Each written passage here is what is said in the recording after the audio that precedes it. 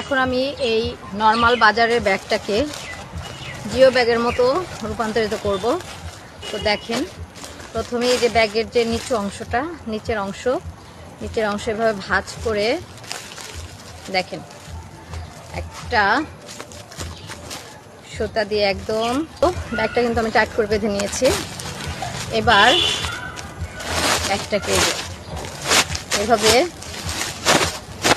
উল্টে দেব। দেখেন,